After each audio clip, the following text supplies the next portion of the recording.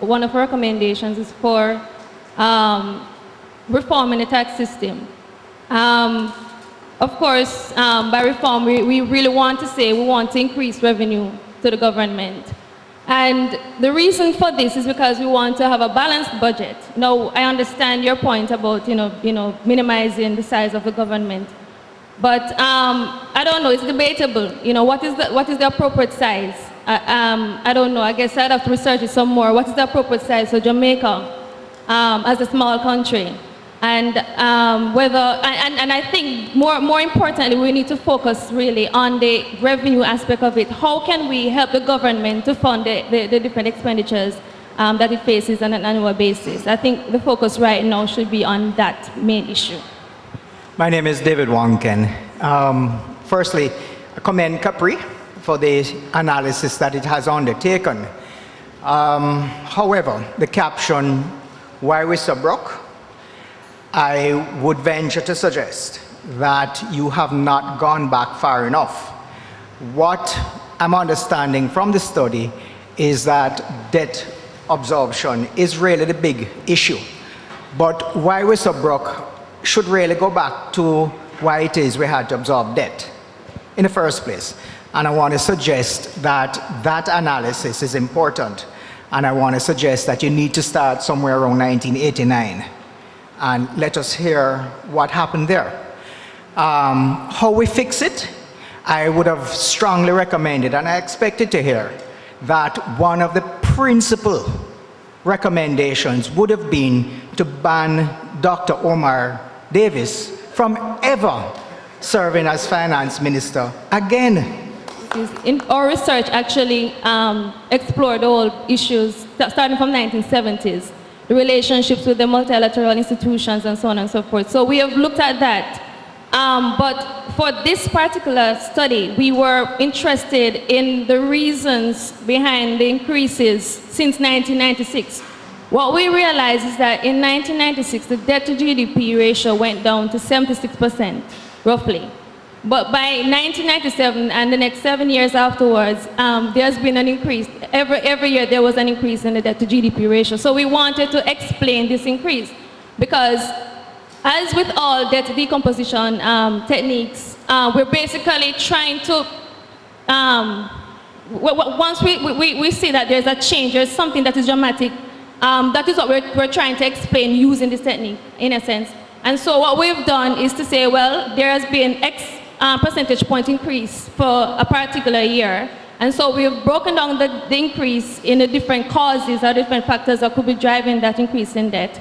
And I agree with you, maybe we should have expanded the study a bit, but because of the technique that we're using and the interest of the research, we have limited it to 1996 and onwards. And I would still suggest that unless we understand the underlying problems, we're going to fall into this trap again, and we're going to be absorbing debt again.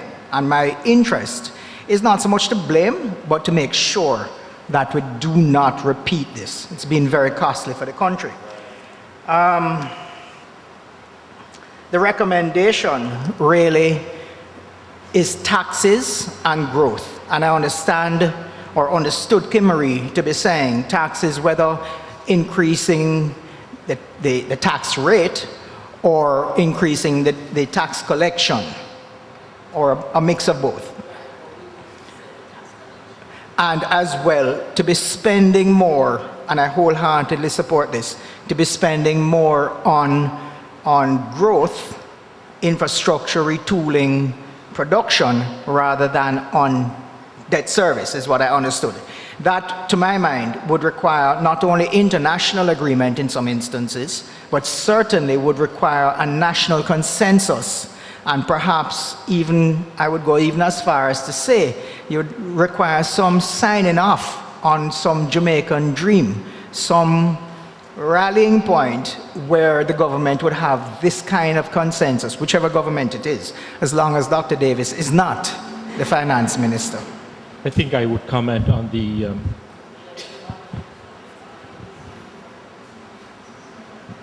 contingent liabilities, and I think it goes to the heart of the issue of moral hazard. Eventually, whether it's private or public, And if they are not serviced eventually, will become the responsibility of the public domain. And I think this is where the situation where we're in.